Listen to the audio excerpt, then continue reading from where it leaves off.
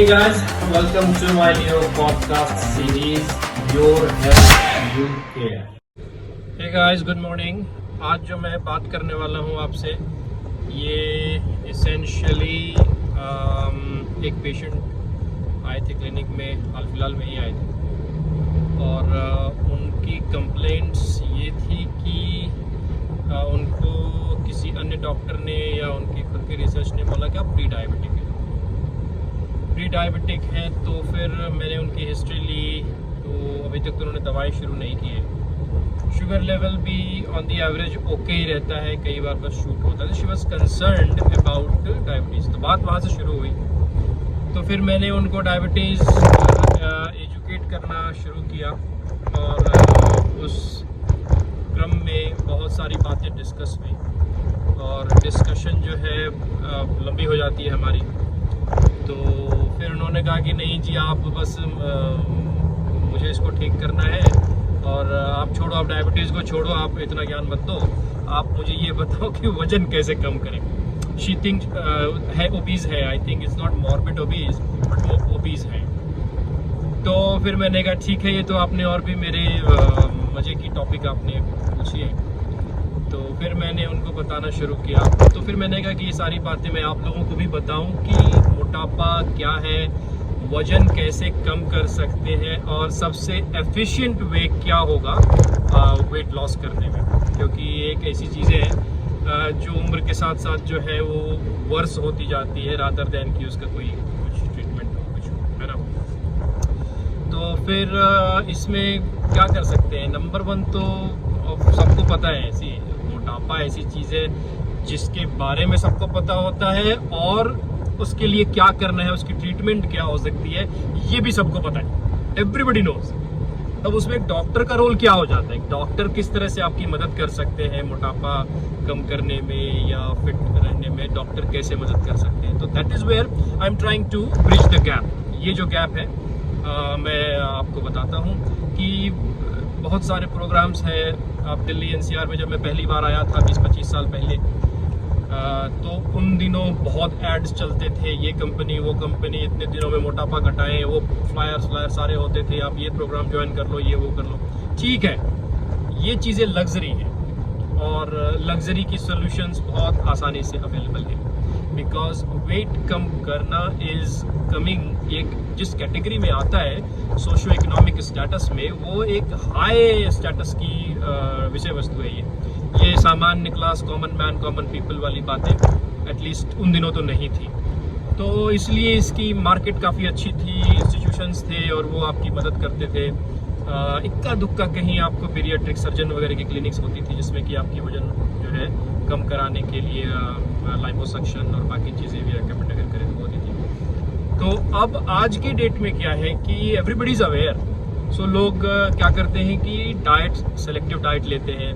आजकल ट्रेंडिंग है, कुछ लोग कीटो डाइट, वेगन डाइट और लो कैलोरी डाइट और सारी चीज़ें फॉलो करके चाहते हैं कि वजन कम करें। तो इनिशियली मैं आपको बताना चाहता हूँ, मेरी सभी रील्स का पर्पस जो है वो मार्केटिंग का नहीं होता है, ये पर्पस है कि अवेयरनेस की है। तो मैं बताना चाहता हूँ कि इसकी जो स्पेशलिस्ट होते हैं वो बेसिकली या तो पीडियाट्रिक सर्जन होते हैं जो MBBS और MD-MS होते हैं, paediatric physician, paediatric surgeon usually, और दूसरी जो है वो न्यूट्रिशनिस्ट एंड डाइटिशियन जो होते हैं वो एक्सपर्ट होते हैं। वो आपका उनकी जीवन भर की कमाई पढ़ाई भी इसी चीज़ों में होती है। तो विदाउट एनी हेजिटेशन आप उनसे कंसल्ट करो, उनसे मिलो और उनसे सलाह लो। अब चूंकि मैं बातें करता हूँ, बहुत करता हूँ, तो मैं आज इस टॉपिक पर बात जरूर कर रहा हूँ, बट किसी भी तरह की प्रोफेशनल रिकमेंडेशन और क्लिनिकल प्रेस्क्रिप्शन के लिए उनसे मिले। बाकी आप जनरल फिजिशियन, मैं लाइसेंस जनरल फिजिशियन, तो मेरी बातें भी आप फॉलो कर सकते हो, बट ये एक टॉक का, एक कैजुअल टॉक का ये चैनल है, तो इसको लेकर के आप आर्ग्यूमेंट्स मत करने लग जाना कि ये कहा वो कहा। तो ये आपसे बातें शेयर कर रहा हूँ। तो मोटापा बहुत इजीली आ जाता है। कई लोगों में क्या होते हैं कि जो हार्मोनल सर्ज होते हैं, अगर वो उसकी साइक्लिक इम्बैलेंस हो जाती है, फॉर एग्जांपल कि जो ग्रोथ हार्मोन है, जो आपका सेक्स हार्मोन है, जो आपकी थायराइड है, जो आपकी एपेटाइट सेंटर है, आपका जितनी भी ग्लैंडुलर एक्टिविटी है बॉडी में, अगर उसमें इम्बैलेंस हो जाए तो फैट एक्यूमुलेट होने लगता है, ईजिली होने लगता है। मेटाबॉलिज्म थोड़ी सी स्लो रहती है, जिस वजह से जो है वो कैलोरीज पूरी बर्न होती नहीं है। बॉडी की टेंडेंसी जो होती है वो फैट को जमा करने की हो जाती है, इवेंचुअली यू बिकम फैट। और मोस्टली तो अब ये मैं पॉजिटिव मैकेनिज्म बता रहा हूँ कि ऐसा होता क्यों है, कि कई बार क्या है कि जो ग्लैंड्स होते हैं, ग्रंथि जो होते हैं, वो आपका दिमाग में कई जगहों पर होती है, उसके नाम अलग अलग हैं, पिट्यूटरी, पीनियल और ये सारे ग्लैंड हैं। फिर आपका हाइपोथैलेमस, थैलेमस, उसके बाद आपका ये थायराइड है। थायराइड से फिर आप नीचे जाते हैं तो आपका पैनक्रियाज है, बड़ा सा ग्लैंड है, लीवर है, आपका किडनी के ऊपर जो है वो एड्रिनल है। तो एड्रिनल ग्लैंड खासकर इसमें बहुत एक्टिव होते हैं। तो ये ग्लैंड्स की जो एक फंक्शनिंग होती है वो नॉर्मल अगर होती है तो ठीक है, लेकिन अगर किसी भी कारण से ग्लैंड की साइज बढ़ गई, मान लो जो बहुत सीरियस ना हो, ट्यूमर तक हो, कैंसरस ना हो, तो उसके फंक्शन ज़्यादा होने लगते हैं। तो इसलिए आपके शरीर में हार्मोनल एक्टिविटीज़ वगैरह ज़्यादा होने लगती है। और फिर उसमें से एक का काम है कि फैट बढ़ाना, फैट को बड़ा करना। तो ये आपकी क्लिनिकल इन्फॉर्मेशन के लिए है। अब ये सारी चीज़ें हो रही हैं, तो अब हम क्या कर सकते हैं? भाई साहब एक बात बताओ, मैं भी अपनी रोज़ की डाइट में एक प्लेट ही प्लेटर खाता हूँ और मेरे फैमिली में सभी वही खाते हैं, सबकी वही रूटीन है, मेरी ही क्यों वजन बढ़ रही है? तो उसका कारण ये था कि आपकी जो एनाटॉमिकल या फिजियोलॉजिकल एक्टिविटी है बॉडी की, वो थोड़ी अलग है, मेटाबॉलिज्म थोड़ी अलग है। फॉर्चुनेटली और अनफॉर्चुनेटली वो आपके लिए सूटेबल नहीं है। तो उसके लिए आपको उनसे ज़्यादा एफर्ट्स लगाने पड़ जाते हैं। क्या एफर्ट्स लगा सकते हैं? पर अब आ रहा हूँ मैं। अब I mean you don't need a doctor to tell you this कि आपको कैलोरीज जो है कम करनी है। कैलोरीज कम करने के लिए ऑफ कोर्स जो आपका ओरल इनटेक है उसको कम करना पड़ेगा। और ओरल इनटेक में ज़्यादा फाइबर अगर आप लेते हैं तो फाइबर की जब प्रोसेसिंग हो रही होती है, जो आपके मुंह में कोई फूड प्रोडक्ट जाता है, मुंह में जाने से ही जो आपका सलाइवरी ग्लैंड से उसको पचाने की जो प्रक्रिया शुरू हो जाती है, सलाइवरी ग्लैंड से फिर पीछे जाता है, एसिडिक एनवायरनमेंट आता है, फिर ये जब ये चाइम पूरा बन गया, चाइम बनने के बाद फिर नीचे हार्मोनल रिलीज होते हैं, जो ट्रिप्सिन, जो आपका इनको मेटाबोलाइज करने के लिए जो इसेंशियल हार्मोन है पैनक्रियाज से रिलीज हो जाते हैं। आपका गैस्ट्रिक लेवल से शुरू हो जाते हैं, उसको पेप्सिन वगैरह होती है, ये सारी चीज़ें रिलीज हो जाती हैं, जिससे कि आपका वो ब्रेक डाउन होकर के फिर एनर्जी कन्वर्जन होता है। तो अगर आप फाइबरस फूड लेते हैं तो फाइबर में एफर्ट्स ज़्यादा लगाने पड़ते हैं बॉडी को, तो इस वजह से जो है वो कैलोरीज वगैरह ज़्यादा यूज़ होती है। Fibre tend to clean also, वो आपको एक ब्रश की तरह काम करता है। तो पहली रिकमेंडेशन ये कि आप ज़्यादा से ज़्यादा फाइबरस फूड खाओ, फाइबरस फूड खाओ। कोई भी चीज़ अगर आपको मीठी लगती हो तो उसको अवॉइड करो। मीठा फूड जो होता है that has a tendency to accumulate fat, क्योंकि जैसे अभी मेरे पास जो पेशेंट आए थे, उनकी इंसुलिन से रिलेटेड क्वेरी थी कि मैं प्री डायबिटिक हूँ, इंसुलिन हो, तो उसके लिए आपको ये समझना है कि इंसुलिन एक हार्मोन है और उसी की काउंटर हार्मोन है जो ग्लूकागोन है। तो इंसुलिन का काम ही होता है आप जो खाते हो उसको जमा करना। The whole purpose of insulin is to glucose की मेटाबॉलिज्म और ग्लूकोज को स्टोर करना इंसुलिन का काम होता है। वो स्टोर करेंगे, कैसे स्टोर करेंगे? फैट के रूप में ही स्टोर करेंगे। तो इसलिए डायबिटीज, मोटापा और इंसुलिन कैसे कनेक्टेड है आप समझ रहे हो? इंसुलिन का काम ही है आपको मोटा करना, वो उसका काम है फैटों को डिपॉजिट करना। और उसकी जो ऑपोजिट हार्मोन होती है वो ग्लूकागोन है, जो उनको ब्रेक डाउन करती है। जब आप स्टारवेशन में और फास्टिंग में होते हो तो फैट ब्रेक डाउन होकर के कार्बोहाइड्रेट में कन्वर्ट होकर आपको एनर्जी देता है। तो इसलिए वो प्री डायबिटिक है और उनका इंसुलिन का कंसर्न था। तो ये उनका आंसर है कि आप हार्मोन्स अगर आपके ठीक ठाक चल रहे हो तो आप नुकसान क्या हो सकता है कि इंसुलिन अगर ज़्यादा एक्टिव है तो आपके फैट डिपोजिशन, फैट स्टोरेज में मदद करता है। तो वही मैं फाइबरस फूड जो होते हैं वो आपको डायबिटीज़ में भी रेकमेंडेड होते हैं। तो कैलोरीज का देखें, उसके अकॉर्डिंग से अपनी डाइट लें। इतना तक तो आप सबको पता है। आपको जो नहीं पता है वो मैंने ऑलरेडी बता दिया कि कुछ क्लिनिकल जो उसके मैकेनिज्म है, ये आप चाहे तो इग्नोर भी कर सकते हैं ये इन्फॉर्मेशन, बट मैं जनरल आपको बता रहा हूँ कि हाउ इट वर्क्स। और कई लोगों को क्यूरियोसिटी होती है। आज चैट जीपीटी के ज़माने में everybody is information aware and आजकल एजुकेटेड पेशेंट आते हैं हमारे पास। कई बार तो वो हमें अचंभे में डाल देते हैं, बताते हैं नहीं जी ये डॉक्टर ये तो ये है। मैं कहा अच्छा जी आपको कैसे पता? भी हाफ तक की जानकारी होती है लोगों को, तो it may make sense to those audiences. तो anyhow let's continue the conversation. और तो पहली तो डाइटरी इनटेक होगी। अब एक्सरसाइज का क्या रोल है? सबसे ज़्यादा जो मार्केट में ट्रेंडिंग होता है, अरे यार तुम एक्सरसाइज नहीं करते, अरे यार तुम जिम नहीं जाते, अरे यार तुम योगा नहीं करते, अरे तुम वॉकिंग नहीं करते, अरे तुम रनिंग नहीं करते। तो वो लोग ज़्यादा, उनको लगता है कि अरे यार एक्सरसाइज करके वॉकिंग करके, तो I don't want to disappoint you my friends, but exercise and physical activity and ये चीज़ें जो है वो फ्रैक्शन मात्र ही हैं आपका वेट लॉस करने के लिए, आपका फैट कम करने के लिए। That's one of the factors, but that's not the only factor. यही गैप मैं आपको बताने जा रहा हूँ आज, कि don't fall in the trap कि आप ये प्रोग्राम, एक्सरसाइज प्रोग्राम और इस तरह की रूटीन प्रोग्राम आप ले लो और आपका वजन कम हो जाएगा। That is just a distraction. वो एक फैक्टर जरूर है, but that is the only one. What everybody, अब बाकी लोग क्या करते हैं कि चल भाई तो खूब सारा जिम करते हैं, और उसके बाद जो है वो देखते हैं 6 महीने के बाद यार कुछ वजन तो कम हो ही नहीं रहा। तो where is the secret? Secret ये है कि एक्सरसाइज करके, फिजिकल स्ट्रेनवर्स रनिंग जॉगिंग करके आप यस मोमेंटरीली आपको थकान होती है और कुछ कैलोरीज यूज होती है, और उसके बाद आपको लगता है कि हल्का लग रहा है, बट आप घर जाते हो, स्मूदी शेक, आपकी जो एपेटाइट सेंटर है वो इतनी ज़्यादा एक्टिव रहती है, एपेटाइट सेंटर आपकी, कि आपको कंट्रोल होता ही नहीं है। फिर आप खाना खाते हो, और खाना खाने किससे क्या होगा? फिर फैट होगा। सो ये एक बहुत बड़ा साइक्लिक विशियस साइकिल में आप फंस जाते हो। एक्सरसाइज करो, रनिंग करो, जॉगिंग करो, और हल्का फील होगा, फिर जाके खा लो। So what I am trying to say कि आप इस डिस्ट्रैक्शन से बचो। भूख पे कैसे कंट्रोल? इतनी ज़्यादा भूख लगती है करने को। तो अब यही बताने वाला हूँ मैं कि आपका जो सीक्रेट है वजन कम करने का वो है। अब ये जब मैंने उन पेशेंट को बताया तो वो कहते हैं कि ये तो हम ऑलरेडी कर रहे हैं। तो मैंने कहा आप इंटरमिटेंट फास्टिंग करो, आप कम खाना खाओ। तो वो कह रहे नहीं ये सब तो हम कर रहे हैं जी, 1-2 साल से कर रहे हैं। तो फिर मैंने उनको ग्रिल करना शुरू किया। अब आप पेन पेपर हमारे पास थी ही, मैंने उनसे पूछा कि मैम आप ये बताइए कि आप 24 घंटे में कितनी मील्स लेते हैं, कितनी बार खाना खाते हैं? तो उन्होंने सोचा, फिर मुझे बताया 3 बार। अब 3 बार में मैंने उनसे पूछा कि सबसे हैवी मील्स कौन सा है, कम हैवी मील्स कौन सा है, आपकी मील्स में क्या क्वांटिटी रहती है, सारी चीज़ें जब मैंने पूछा तो उन्होंने उनको बताया कि ये तो आप you are already taking more than adequate. अगर आपको वेट लॉस करना है तो 3 meal is already too much. और 3 मील के बाद जब उन्होंने मुझे नंबर ऑफ चपातीज और नंबर ऑफ डिशेस बताए तो मैंने कहा तो ऑलरेडी टू मच है, कहाँ से वजन कम होगा आपका? आप कितनी भी एक्सरसाइज कर लो, इससे तो वजन कम नहीं होगा। तो उसमें जवाब क्या है? जवाब ये है कि आपको आपकी बॉडी को स्टार्व करना होगा if you are serious about weight loss.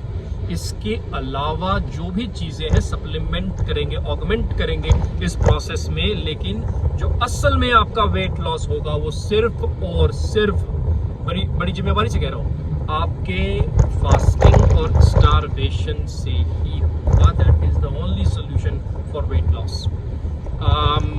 और वो टफ है ऑफ कोर्स। जो आप बॉडी की साइक्लिक मैकेनिज्म, हार्मोनल मैकेनिज्म के अगेंस्ट जाओगे तो टफ तो होगा।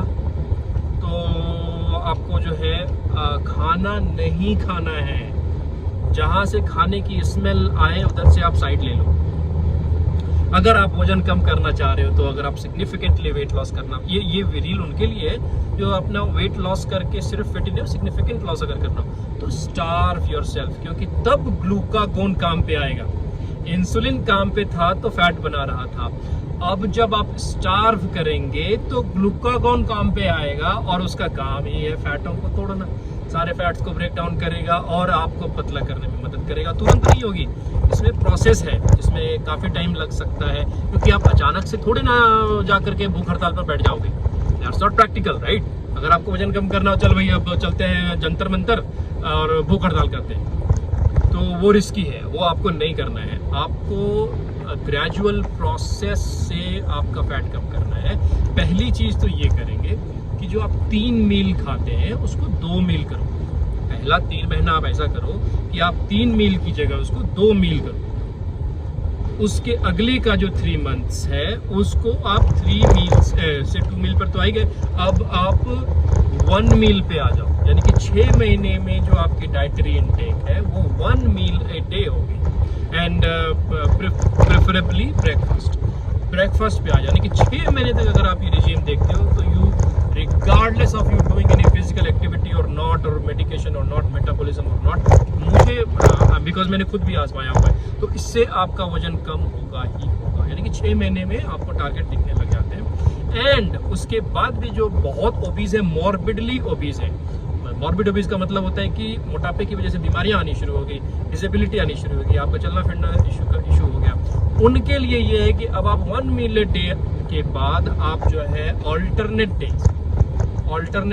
डे से शुरू मत करो, आप ट्वाइस ए वीक की फुल फास्टिंग करो, ट्वाइस ए वीक की फुल फास्टिंग करो, and so on and so on.